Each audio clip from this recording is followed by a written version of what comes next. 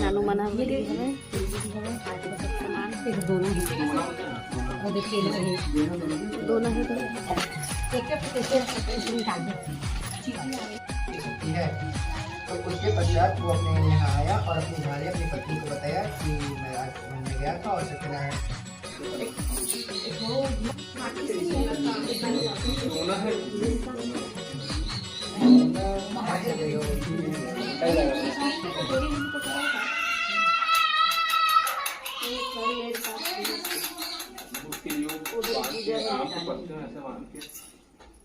वो बोले बना दूं, इसीलिए तो इसको लाया हूँ कि वो नहीं लगे करके।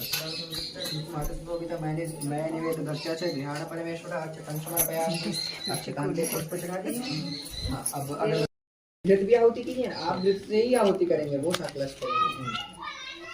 ओम चंद्रमेशे नमः स्वाहा इदं चंद्राय नमः। ओम भौमाय नमः स्वाहा इदं भौमाय नमः। ओम बुद्ध्याय नमः स्वाहा इदं बुद्ध्याय नमः। ओम बृहस्पतये नमः स्वाहा इदं बृहस्पतये नमः।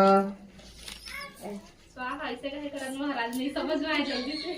स्वाहा स्वाहा देवता काल पुष्टाय नमः स्वाहा स्वाहा देवता शेषनागाय नमः स्वाहा स्वाहा शेषनाय स्वाहा स्वाहा स्वाहा स्वाहा स्वाहा स्वाहा स्वाहा स्वाहा स्वाहा स्वाहा